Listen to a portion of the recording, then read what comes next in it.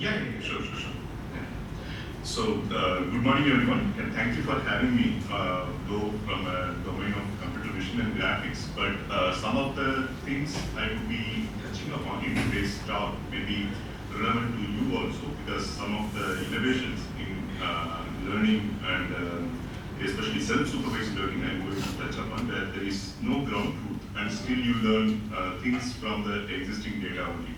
So this kind of approaches are quite prevalent in recent past and could be useful for your domains also, apart from learning some techniques to go from 2D images to 3D. So the talk is named as Learning 3D Reconstructions through Shading, Shadows and Polarization. So what we try to do is, given a single image or a set of images with different characteristics, can be, and you don't know anything about the 3D or the depth information, so can we recover it? Right? So we don't have training data, we don't have large amount of label data. So if you have a lot of images and their 3D counterpart, you can directly do a supervised learning and do it using regression and so on. But we don't have it. We have some bunch of images, 2-3 images. I will come to the specifics in the later part. And so from that itself, can we do a physically plausible 3D reconstructions? So that is the idea. And this work, whatever works I'm going to present are mostly are basically with my PhD student, Ashish Tiwari. Dr. Ashish Tiwari, he's in Dalgi Labs now. And there is Kaustup Sadekar. He was my research staff. He's now a PhD student at Portland State University. And presently I am the heading the computer science department at IIT Madras. So let's go step by step. So there are two kind of philosophies in getting 3D reconstruction done from 2D images, right? So there are two things. One is the geometric methods, another is the photometric methods. And also they differ based on the number of images they take as input, right? So there are single image methods and multi-image methods. So both geometric methods and photometric methods, you can reconstruct 3D from single image or multiple image. So the primary consideration for the geometric methods is that they worry about position, orientation, features, right? So a lot of feature extraction and all those things. But in photometric methods, we worry about the texture, lighting, and the shading, right? So these are some of the keywords we will be using. So some of the examples I have shown here. One is the structured light scanner. It's a laser scanner which throws some light. It's an active mechanism where we throw some light on the screen, measure the time of flight or triangulation and get the depth. Okay, so there are something called shape from shadows, that from shadows how to recover the shapes, and contours. So these are the boundaries of the objects. Can we recover the shapes? And textures, and something called shape from template, some primitives, you can recover the shape. So these are single image methods. And correspondingly, in photometric methods, we have something called shape from shading. So the simple example is a ball lit from the front. The shading of the light on the object will diffuse, right, from the center to the periphery. So can we use that as a cue to recover 3D? Right? So the multi-image methods you already are aware, like a stereo vision, like our human eye. You have two images which capture the same scene, and you do some matching, and then recover the disparity and then the depth. And structure from motion and is a is an extension for recovering 3D from not from two images, but you have multiple cameras shooting the same scene, and from those images you recover the 3D. And there are some other methods like shape from silhouettes, shape from focus. The amount of focus and defocus which happens also gives a cue on recovering. So these are geometric methods. All the geometric methods require you to estimate features like SIFT, SURF. These are some of the popular feature extractors. Photometric methods don't need that. So because we have the camera at a fixed position on all those methods. In the geometric methods, camera is kept at different positions and you take images. That is a fundamental difference. So you need feature matching to be done. So photometric methods, we are going to particularly focus on these two methods, photometric stereo and shape from polarization. Photometric stereo, you have the camera fixed, and the lighting you are going to change and then take multiple images. From that you are going to get the 3D. And in shape from polarization, you are not going to change anything in the scene, but you have a polarizer which you are going to change for different angles and take multiple images. From that also, can you get the 3D? So these are the methods. So here we are going to focus mainly on photometric stereo and shape from polarization, and a bit of shape from shadows, not from the geometric perspective, from the photometric perspective. So that's what we are going to do. So let's just see the merits and demerits of each of the methods. The geometric methods, they require you, because the camera is at different positions like our human eye.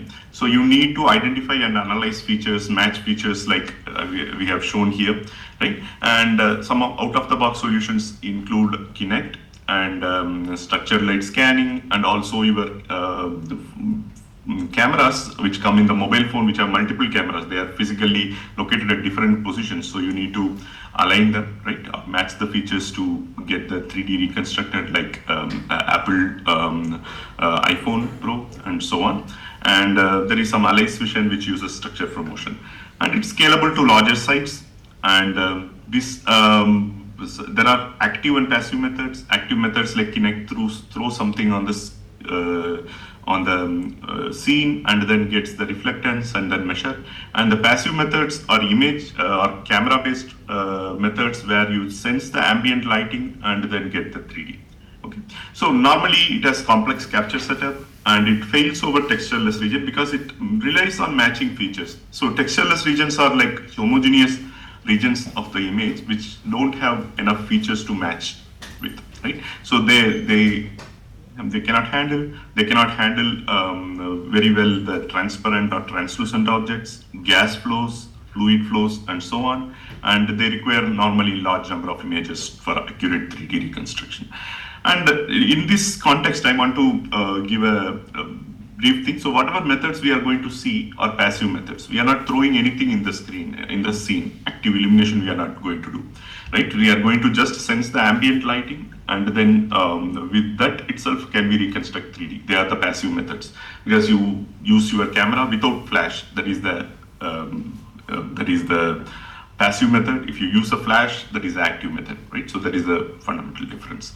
And so another thing is, like, why we are particularly interested in passive methods is that theoretically the range of depth we can measure in a passive method is infinite, right? Because whatever you see and capture, you can get the 3D reconstructed. In the active method, you have to throw some light or pattern into the scene, and it depends on the power you have and the structured light you are throwing into the scene, how far it can reach. So it has some range limitations. Okay. Just keep it in the back of the mind. So on the other hand, there are photometric methods where I told the camera is fixed. We are not moving the camera, so there is no requirement of any matching, right? So it is just trying to invert a physics-based image formation model. There is a surface with a surface normal and a light source. And what we are sensing is some set of images with the camera being in the same position, and then you are trying to invert from here to here. That's what we are going to do. And it's generally restricted to lab or indoor setting. So because the outdoor setting, the illumination and other control doesn't come, because sun outperforms every possible illumination you can have in the outdoor. But there are some methods like heliometric stereo, which uses the sun positions on different times of the day as the light source, and do this inversion of going from image to the 3D. Right? And this also has some complex acquisition setup, and we make several assumptions on reflectance models. I will come to it. And it works reasonably well for textureless region because there is no image matching involved. So already the images are registered, right? So one after the other, because camera is not moved. So some parameter in the scene or some polarization of the light or incoming light, those kind of things we are going to change, right? And they can handle transparent, translucent object, gas flow, fluid flow, because it's a physics-based thing. So where you take the image and just invert it, right? And so what we call this process of inverting, going from the image to the scene, is inverse rendering. In typical graphics, when you have a 3D, you render it into 2D, we call it rendering. Here you go from a 2D to a 3D, it is inverse rendering. Okay, so it is applicable to wide range of materials I'm going to see, but it is restricted, works quite well in indoor setting where the lighting and all those all these light coming and hitting your sensor you can control. Okay, so with this I will pass. Any questions or queries till now what we have touched upon? This is just a brief tour of the set of methods used to get 3D from 2D. There is a question. Yes. Quick question, Shanmuga. Yes. Do you have phase information or not? Or is it just just No. Only intensity information. Only Yes. the intensity. Okay. Yes. Only the intensity information. So one more. So yeah. One more quick. Yes. Question. The sensor has to be stationary, but does the light source also have to be stationary?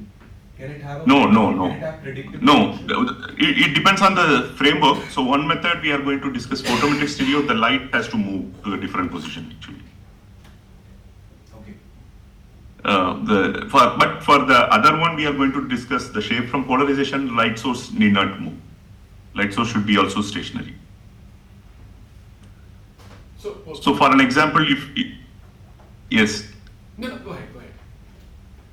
Yeah. So we will go further. Let's see some examples.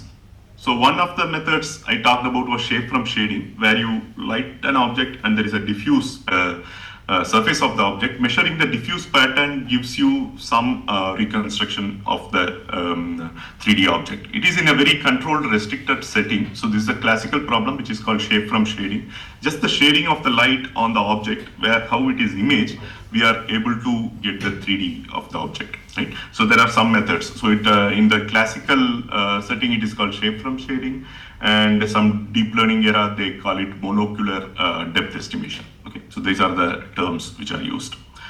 And but there is a challenge with single image. Okay, so if you take an image of some object which looks something in this A, right? A likely explanation could be a sheet where some pattern like this is printed and folded like this, you take the image. Or a painter has painted the pattern as if it has been folded and you take an image. Or you have a kind of seating arrangement like this, from the top you took an image. Or you have some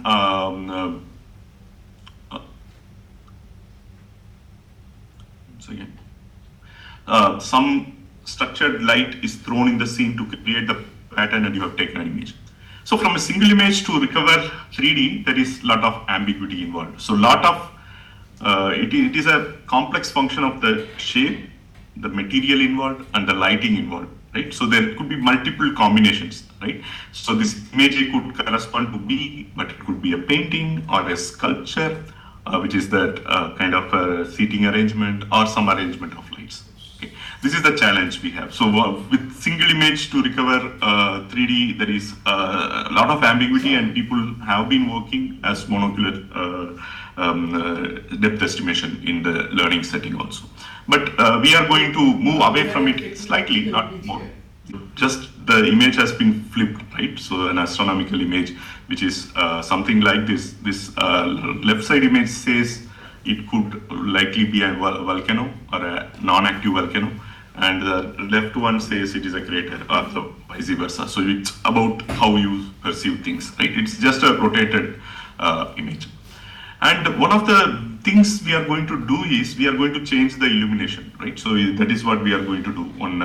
So we are going to keep the camera static and change the illumination to get to the photometric stereo framework. So one of the things which they have done recently is the Chandrayaan-2.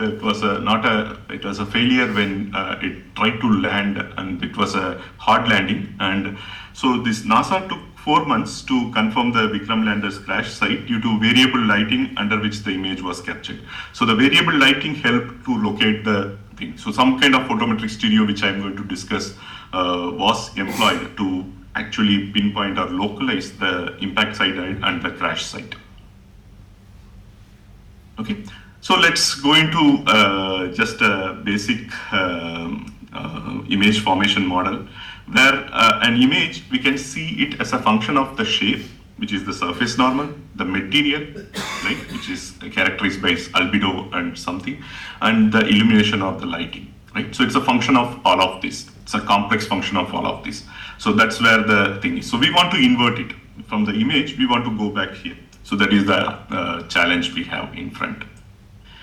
So the illumination, for an example, could lead to, like, depending on the surface property of the material, it could be a diffuse where the light hits and it goes underneath the surface and the reflection is diffused. Okay. Otherwise, the material is glossy, we call, where it's a mirror-like reflection. It hits and it doesn't penetrate; it just comes through. That is a specular. But unfortunately, in real world, so all the materials will be having some component of diffuse reflection as well as some component of specular reflection. So it's a combined thing what we observe in. So some may be diffuse dominant, some may be specular dominant. Diffuse reflected surfaces are those we call typically as matte surfaces, right? Specular surfaces are those we call as glossy surfaces. So that's a common term used, and the physics term used for diffuse surfaces is Lambertian surface. And specular surface is non-Lambertian surface. So it's a combination of these two. So there is something called bidirectional reflectance distribution function which models it. Because in the same object, some parts may be having like diffuse more and specular less. Some part of the object could be specular more and diffuse less, right? So that's why we are currently, the research trend is on understanding the spatially varying BRDF in a particular object. So this is something, the clay part is something like a matte surface. It diffuses light equally well because it absorbs light, it penetrates, light penetrates and comes out. So this is a glossy kind of an example. So typically you will get a spatially varying BRDFs like that. Some parts of the scene could be glossy, some could be specular, some could be diffuse and so on, diffuse dominant and so on. So let's go to the problem with this basics in mind.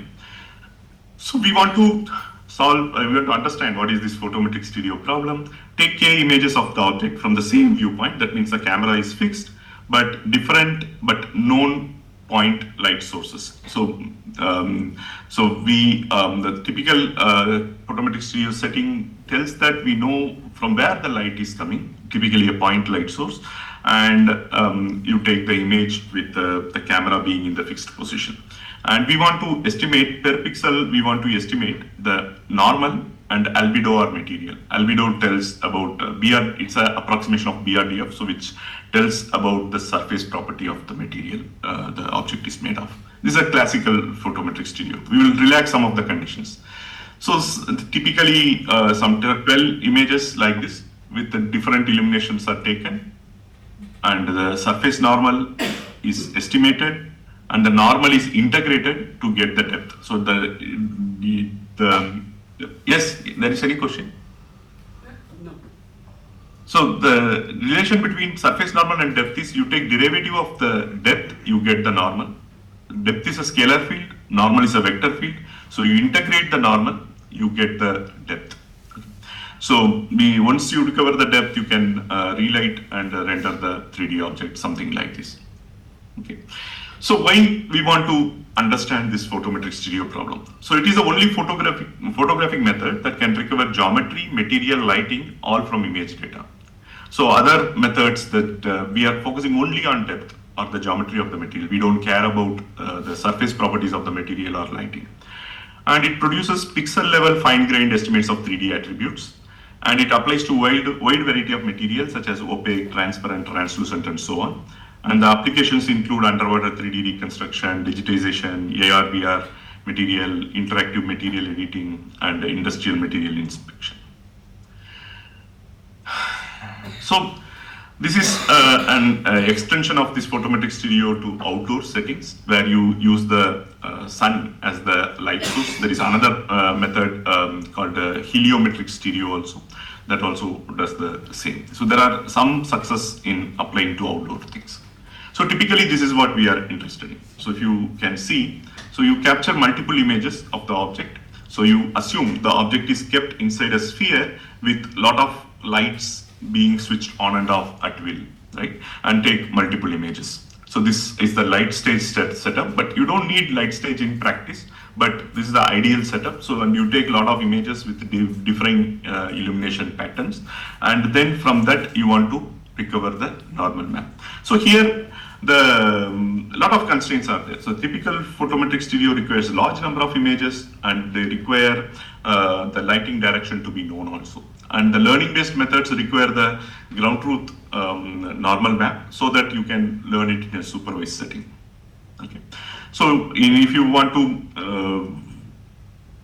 learn it in a full equation-wise, the mathematical form, this is how it is. So here you have the image II, which is the this row is the BRDF, and this is the image irradiance, and then this max of this thing, it depends on the foreshortening, like the surface normal and the light are in the same direction, you get the maximum from that surface point. If they are not aligned, that means the inner product between them, which is there, it will be less than that, right? Less than 1. So it will reduce the amount of intensity you will sense. Okay. So here what you do is you keep changing the lighting direction here, Li, and keep getting multiple images. And the coordinates are fixed. This I of x comma y and this I of x comma y are fixed. We are not going to change it because we are having the same light source, and we are the same camera setting, but changing the light source and then taking multiple images. And the component could also be a specular and reflexor. So what we want to do, we want to get this surface normal map of this n by having a neural network, right, which transforms this II, right? So we want to learn this function which could give us this. And how do you measure whatever surface normal you estimated is correct or not? There is a mean average error. So you take the inner product of the estimated surface normal with the actual surface normal, and cosine inverse of it, you sum it over all pixel locations, right? So this is how we measure. This is the overview of how the things are done, right? And so let's go to the number of images. So how many eyes should be there? So how many different lighting things? So classical photometric stereo says that because there are 3 unknowns, the surface normal is 3 unknowns per pixel location. So you need 3 equations, right? So you need 3 different lighting directions under which you have to image for a particular pixel for which the normal can be estimated. So if there is more number of LIs, it will become a overdetermined system of equation problem. You can do least squares and get this. So typically the photometric stereo requires 3 to roughly 150 images in the literature people have done. And there is a shape from shading problem I told, that it has a lot of ambiguity. It can do it from 1 image to this thing. There is a LERBS, another method we introduced, which also requires 1 image. But can we do something in the middle? That is where the question is. So suppose can we do it with only 2 images? Right? So 3 images, the more images you need, the more likely the scene may change, right? And the equation which we had given here may be violated because the geometrically they are registered, but some dynamic object comes through or the scene changes, there will be challenges.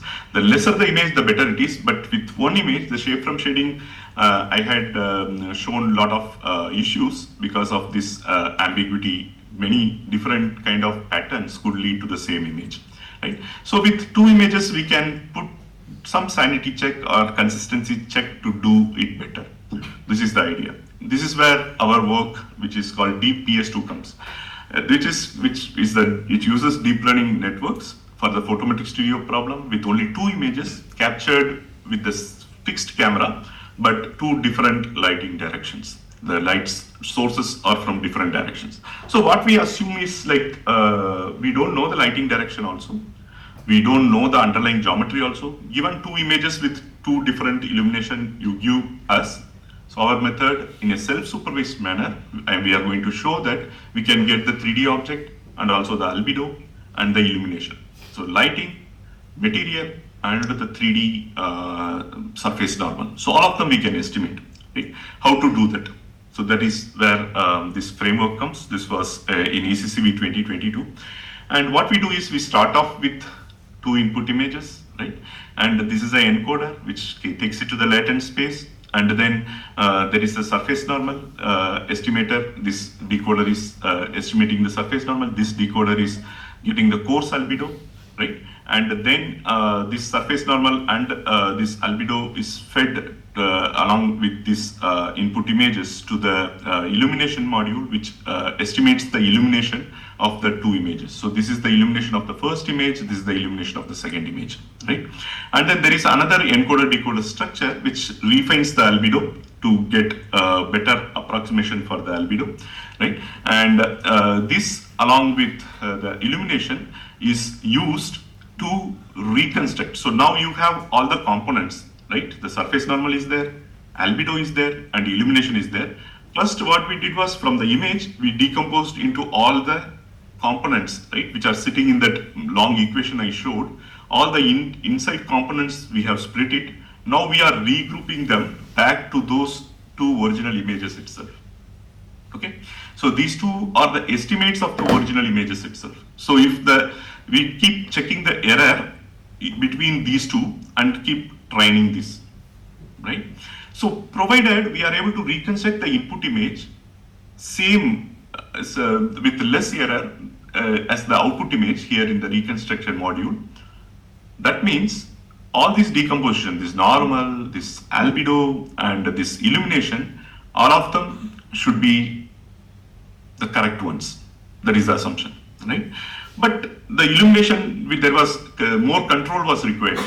So what we did, we had a image relighting module. You take the second image and get the illumination of the first image, which is this one, and use this to relight the image, right? This image relighting module relights the second image with the illumination of the first image to produce the first image, right? So that ensures that the illumination estimated here is the correct illumination, right? So here there is no ground truth. We don't know the surface normal, illumination, or direction, or the material properties. Nothing is known to us. So only thing is, these two images are given in a complete self-supervised learning framework. With only two images, we are able to. So once the error between the input images and reconstructed images is minimal, we take out the output here comes from here. This surface normal we take out, which is the surface normal. This refined albedo is the surface property, and the illumination, we can take it out from here. This is the idea. So this is a very, we put in a lot of innovation to solve this problem in between a shape from shading problem, which reconstructs 3D from a single image, and a photometric stereo problem, which, as I showed in the slide before, requires 3 or more images. So this is a kind of a breakthrough result which we presented, which we can do only 2 images and get the 3D reconstruction done, and without knowing the 3D ground truth or illumination or anything, right? So that is the key this thing, right? So, and this illumination, you may ask, like, which direction it comes from, because it can come from any direction, right? So it can be a sphere, anywhere the illumination can come, at least the hemisphere, because from below the illumination cannot come. So what we did was, we did it as a classification problem, right? We split that entire sphere into small bins, right? 25 bins, 5 bins along the azimuth direction, and 5 bins along the elevation direction. So 25 bins, and maximum angular deviation is 18 degrees in each bin. So what we did was, we kept calculating the mean average error while raising the number of bins. If you see, the mean average error in the surface normal estimation is hitting a elbow kind of thing, right? The number of bins. So the gain in reduction in this mean average error is less as we increase the number of bins. So we took 25 as the hyperparameter for this light space sampling problem, where we wanted to know where the light is coming from. So we are not concerned whether within this bin, whether the light is coming from here or here or here or here. We don't care. So we solved it as a classification problem. So we just classify the light being coming from one of those bins, right? So that's how we modeled it. And these are some of the results compared to several methods which are self-supervised as well as supervised. We are doing quite good. We were doing quite good. It was some 4 years back now. The work was done 3.5 years back. And these are some of the recovered illumination, albedo, and the relight image using that relighting module. The second image will relight to look like the first image. So we are able to get quite good. So I don't know whether, I will share the slides with you so that you can look at it in much more detail if it is not quite visible. So any questions with this work? I had a question. Yes. About the. You are using two different light sources to get the image, but suppose there were two different sensors which may be easier to get in different situations, meaning if the illumination is by sun or something, then you don't have the choice of another thing. So how does it compare the reconstruction? Let's say, of course, the sensors have to be probably slightly far away. I mean, there should be some certain distance. So how does it compare? Like, I mean, did you try that? Yeah. So different sensors at different locations, and lighting also is changed. That is a different setup. It is a multi-view photometric stereo. There are some works which do that also. That helps actually. That is a combination of. So our method is only photometric. So there is no registration and everything. So that is geometric plus photometric. This multi-view photometric stereo problem. So there are some works which do that also. Yes. I see. Okay. I have a question. So in the previous slide where you showed that the number of bins you needed, sorry, the one before. This plateaued at around. This one? Yes. So does this depend on the small scale structure of the object you are imaging? If you had many small scale features, would there be more bins? Mm-hmm. Yeah. You can make the bin size smaller. That means you can go further. Because this worked for the data sets we worked on, where the objects were like, there were standard data sets. If in real practice, this method, you can make it the finer you make, the smaller the bin, the closer you go to the actual lighting direction. Yes.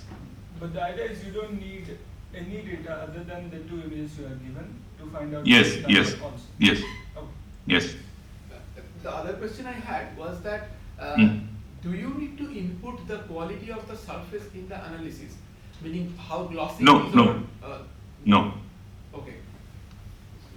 No, directly we estimate the albedo. So, but the albedo, as I showed here, the first step, the albedo was very coarse actually. They were not quite good. So we put some refinement modules to rectify. This two-step process helps us get the surface property quite good actually. Okay. Because generally, I mean, I would feel that if the surface was less glossy, then you would have much easier to solve it. Yes. Because otherwise you are getting the reflection only from one particular point. Yes. That is true. So so slightly glossy surfaces, it quite works well, but highly glossy surfaces, it may break also. But for that, we need to put in some more intelligence into the network and so on. Yeah. Okay. I don't see there are any other questions. No other questions. Yeah. So let's move on. So another one is as the title of the talk says, from shadows, 3D reconstruction from shadows. So one of the inspirations for this work came from this famous book, Gödel, Escher, Back, many of you might have seen, where there is a 3D structure which is illuminated from different angles, right? And some shadows are cast, which are meaningful shadows. The 3D structure as such means nothing when you view it separately, right? So this is called shadow art. So here our question is this. So if you give us some of the shadow images and the direction from which they are projected to get those shadows, we don't have the 3D ground truth. Can we sculpt the 3D? Right? So that is the idea. So this was first attempted in 2009 by Niloy Mitra and group, and they called it shadow art. But that shadow art was like a pretty older technique, but we wanted to revisit the same problem using something called differentiable rendering. and which uses the same back propagation and all those techniques which you see in the deep learning frameworks. Okay. So this led to a leap in the understanding of how to reconstruct 3D from just shadows. And it's very practical and it could be used for diverse applications. So another example is this. There are some set of 3D objects shown, and you light them, you get some good image of a person. Right? So this work, we want to generate an artistic 3D sculpture that casts n different shadows when lit from n different directions using differentiable rendering based on optimization pipeline. That's what we want to do. Okay. So here what we are going to do is always we start with a sphere. So here this can be attempted both with the sphere as well as with a mesh as well as something like voxels. So voxels are a bit blocky, so we talk about this mesh. So you always start with a sphere, right? And then you go through the forward process. So you deform it using some parameters, which is the deformation vector so shown, and then use a differentiable silhouette renderer because we know that we assume that we know the directions from which these shadows were cast, which we want, right? The thumbs up and heart shadows here. So what we do is we also mimic that same 3D object that deformed this sphere. We want to project it onto those directions, and we get some images which may not look like this thumbs up and heart to start with, but we will have the loss function between this rendered shadow image and targeted shadow image and back propagate this loss through the differentiable silhouette renderer. So it has also parameters which could be adjusted through back propagation, and then get the refined that deformation vector and deform the mesh further. Okay, and keep repeating it. So slowly, like a clay pot, how it is made. So the guy keeps one big chunk, which is a sphere or a oval shape, and slowly uses his hand to get the shape of the object. So what happens is, this is the forward process, then error is back propagated through this renderer, and we reform the mesh, right? So till we get minimal error between the rendered shadow images and the target shadow images. So we assume that we know the projection information, the rotation and translation, where the camera is used to image the 3D object. Here also there is no 3D ground truth given to us, right? Only some shadow images, what it has to cast and from which direction it has to cast, right? These are the two things which are known to us. So everything else is learned through this, by back propagating through this differentiable renderer. So, here also the forward process, you can assume this 3D to going through the differentiable renderer and creating the shadow images as the formal rendering pipeline in graphics systems, and going from the shadow images, back propagating through this renderer and deforming the mesh. That process is the inverse rendering. Here also we are doing something like inverse rendering to get from the shadow images to the deform, to deform our mesh to create this thing. So some of the examples through this process include some images of some scientists we showed, Tesla, Einstein, and this Abdul Kalam. So we got this kind of 3D reconstruction. The 3D reconstruction is not known a priori. It is created by this differentiable, by back propagating through the differentiable renderer and molding that sphere, right? And there is some minions, and there are some other characters which my students used. So this was presented in WCV 2022. And other thing interestingly we tried was why the shadows could be just the sketches or silhouettes of the objects. So that also, when we back propagated, it could create the 3D object. If you see the top view, side view, and the bottom view of a car, if you can give, right, the two side views and a top view of the car, and their sketches we are giving by back differentiable renderer and molding that sphere mesh, we are able to render the car itself. So similarly for this mug also. Right? So then what we tried was, we wanted to physically verify also. So the 3D object we got, these are the 3D printed models of the deformed mesh corresponding to the 3D object. And the input for the first image was the duck and this Donald Duck and this Mickey Mouse, right? So this was the output from our 3D model, which we 3D printed. And my students physically kept this and lit it to verify whether it casts the same shadow or not. Similarly, for the thumbs up and the Mickey Mouse image, it casts the same shadow or not. We physically verify that both the models are together. These are physical models which are 3D printed in our lab. Right? So we are able to verify physically also whether it does it or not. Right? So the innovations, yes.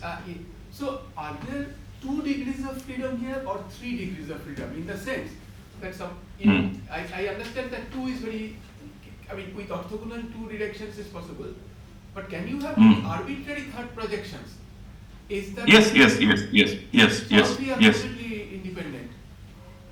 Yeah, no. It can have arbitrarily any number of projections, because the loss function here will then calculate loss for all the projections actually. It's a sum of loss accumulated in all the projections. Yes.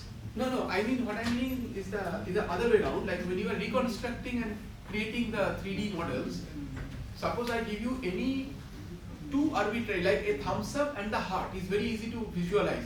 That you take the thumbs up, which when you rotate it by 90 degrees, you are seeing a line, and then you can easily do a heart shape. Yeah. That's possible. So we verified. But the third yes. is also, is that possible then? Yes. Any arbitrary shadow images it can create. Yes. No, I guess the question because there is, so this works well because of the 3 regularization steps we are doing to maintain the normal consistency. There is a regularization term. There is Laplacian regularization to prevent extreme deformation to align with the particular shadow image you give. And the third one, which is important, is the finally we have a edge length of the mesh. Also we have some constraint so that they are together. So lot of regularization and constraints we have put. So you do not give any proper shadow image. You can put any image, then it will work quite well. No, I understand. I mean, I'm saying 2 images, if you put orthogonal, that is clearly doable. Yes. But the reason I'm asking, this is the third one, when you are showing 3 scientist image, I mean, 2 I can visualize that easily, you can do it with 2. But even the third one can be incorporated, and you can actually create a model which will have 3 different shadows. That is the... Yes. Okay, yes. I have a question. Yes. Yes. So, Shanmuga, this looks very similar to radon transforms, where you have a high-dimensional object and which is lit and projected onto lower dimensional object. And then you take a bunch of them and you try to do the inverse transform. Yes. Yes. Object. So is there any conceptual kind of difference that you could highlight? I mean, how are they? Yes, the radon transform is for the CT scans. It has the framework is somewhat similar, but this is a learned method actually. That is a engineered thing. So the radon transform, you have a fixed thing, one-on-one relation, right? From the 3D model to the 2D, and it is like every slice you take a Fourier transform. So it is a fixed thing or an engineered thing. Here it is a learned one. That is a fundamental difference. So for instance, if I have a 3D object and I light it from say 3 different angles, so I basically have a projected image onto a 2D surface. Yes. If I know from where I am lighting these sources, or in somehow, I can in principle reconstruct the 3D object from there. Yes. But these weights are learned. That is the fundamental difference actually. So this differentiable renderer, all the weights can be adjusted. So that is the fundamental difference. Starting from no information, gradually you kind of mold. Yes. Through back propagation. So this differentiable renderer has weights which can be back propagated. We call it differentiable renderer, but it is a deep network actually, somewhat similar. So there is no formal connection to inverse radon transforms? No. Okay. Because there is no equation we have assumed or anything. The weights could be adjusted whatever way to minimize the loss function, like any deep network does. Prayush, another question. One quick question. The reconstructed 3D object need not be unique. The reconstructed 3D object need not be unique. For example, it can have internal structure where no light ever reaches. How do you enforce that you get sort of the outermost trap surface, outermost sort of surface that creates the shadow? Surface, yes. That's a good question actually. So this work doesn't address that. Still there are some, if you see this kind of thing, has a lot of disconnected pieces and everything. So we have another work, knot art, which I'm going to just flash it, where we put a knot constraint, the 3D, here we are starting with a sphere and sculpting it. So you can have a single long rope or something. You can do some knots to create the 3D object, right? So the same problem could be addressed like that, so that it's always connected and there is a proper surface. Here it can carve from the 3D thing, so that proper connected surface is not enforced, right? I see, okay. You are right. Okay. Did I answer your question? That is why that independent 3 projections are possible, because these are basically dots in a volume. Yes. But when you get surface, then your question comes in.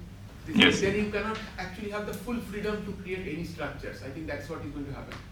Yeah. I understand. There are some limitations actually, which some recent works have addressed. I will just touch upon one of them. Okay. Okay, please go ahead.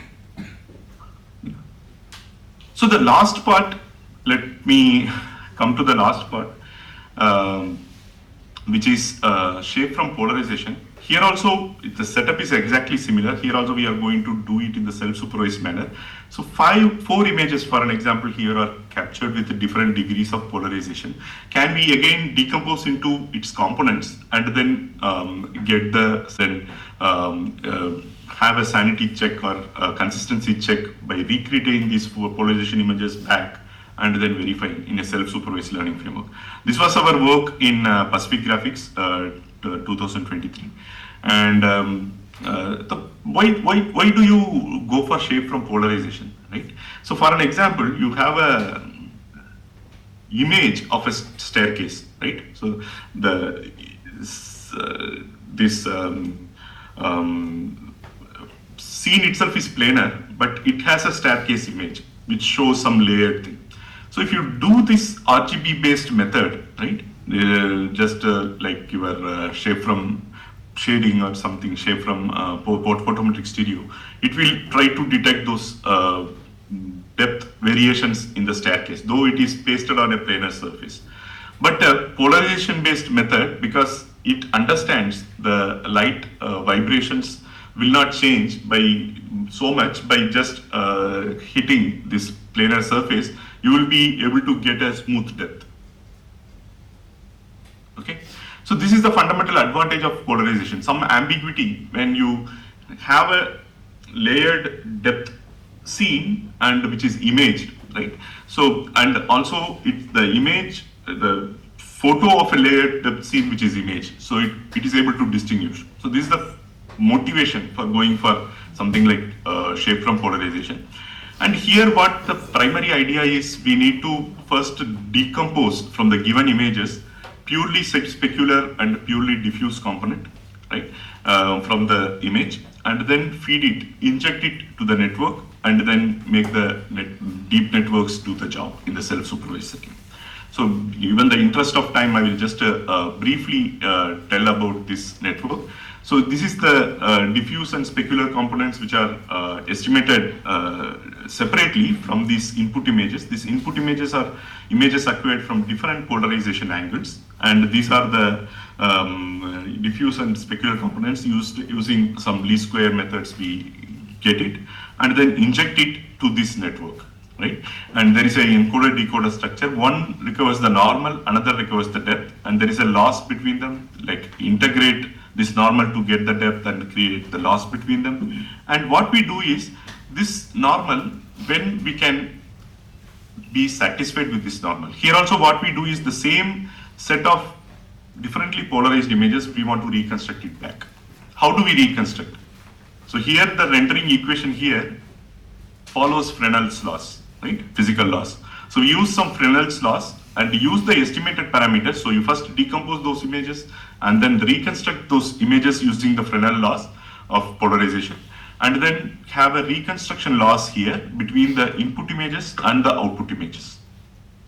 If the input images and the output images are having less loss, that means the reconstructed normal or depth map should be accurate.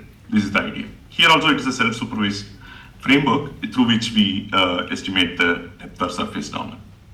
So here are some results of our reconstructions and compared with other methods, we are able to achieve good.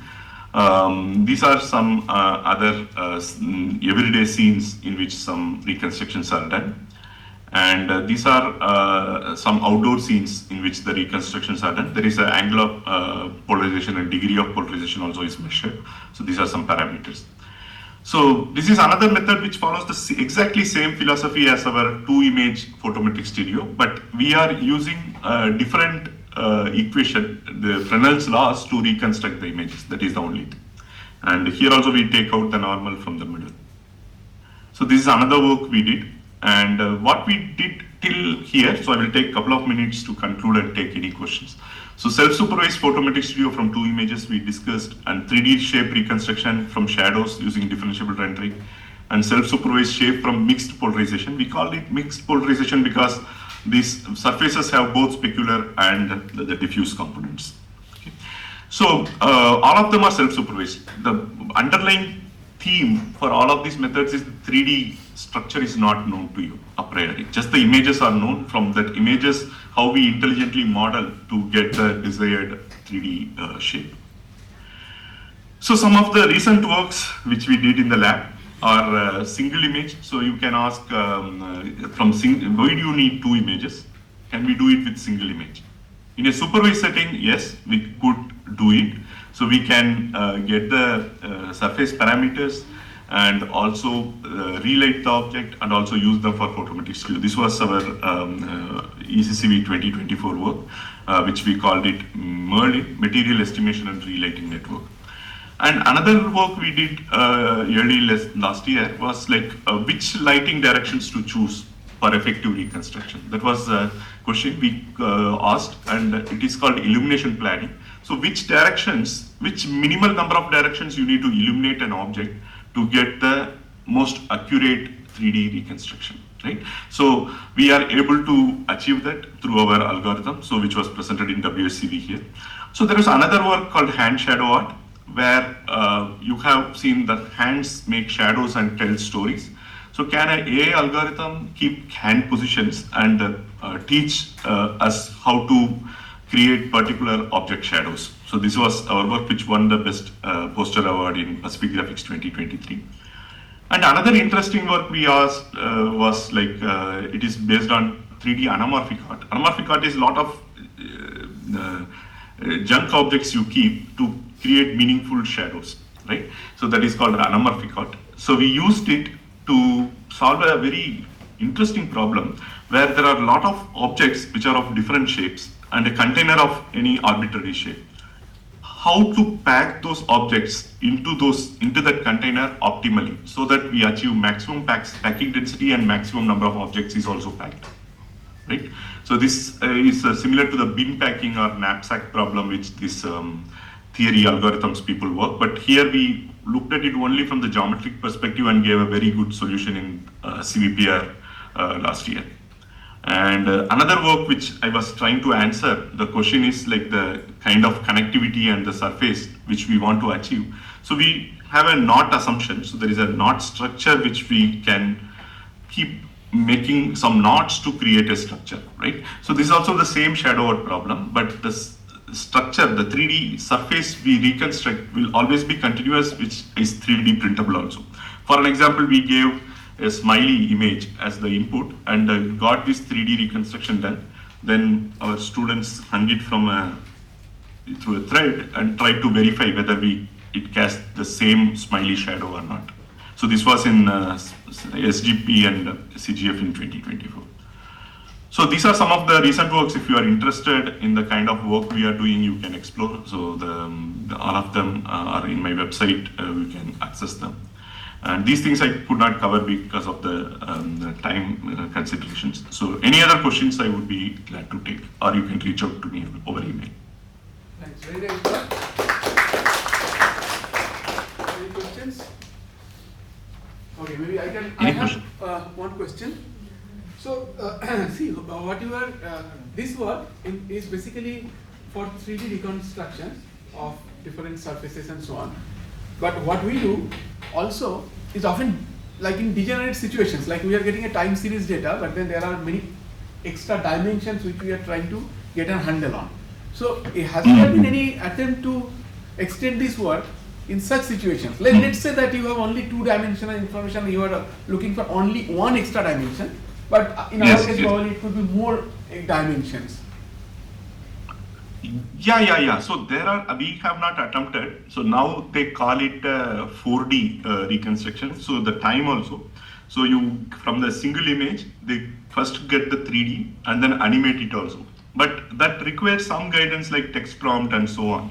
So there have been attempts. Now the 4D is the dynamic 3D object. They reconstruct from just an image. So there are some works on that lines actually. Okay. But we have not worked on it. Okay. It will be interesting for our purpose to see like if there is something. Yes. Yes. Right. I have a quick question about the anamorphic art that you glossed over. Yeah. Can you say a bit more about how you solve the packing problem, and what will it take to sort of generalize this to higher dimensions, say 4 or 5 dimensions? Yeah. So what we did was, so we keep putting some objects and casting the shadows from different things because we don't have access to how they are packed. So we take the projections on multiple directions and try to make sure that you get a black. That means it's fully packed. Then you put another layer and layer and layer and so on. So this helped us pack maximum objects and achieve the state-of-the-art performance. And but there are some issues with this. We are still working on. We have constraints which we put so that the objects don't go like intersect each other, right, internally and so on. But still, the packing density, we felt was it was not very optimal, which we could even go to 80% packing and so on. So still, there are some ongoing works which we are doing to improve it, not only from the graphics perspective, but also using some algorithm principles and so on. Yeah. And could you say a bit more about generalizing it to say 4D objects? Would the same idea work with 3D shadows and so on? Yeah. 4D, so the 3D object moving in time, for an example, right? That's what you were asking. Right, or more abstractly. Yeah. So, but the same principle may work there also, though you will not be able to visualize like I am showing here. But the ideas you can carry forward to higher dimensions, the same ideas, yeah. They will work. Because we will not be able to visualize it, that is only. To visualize, I think you will need projections, like you take a 4D projections, yes. visualization, then each of the sections would be like 3D objects like Yes. You have to use some dimensionality reduction technique to visualize it. But this method will work actually for higher dimensions also. This animal would be 3 different animals for Yes. or 4 different, I don't It know. will be n minus 1 dimension. N-1 dimension. Surface will be 1 dimension. Yes. That would be interesting to look at, yeah. Okay, I think there are no Thank you. other questions. Thank you very much for a very nice Thanks. talk. Okay. Thanks everyone. Bye.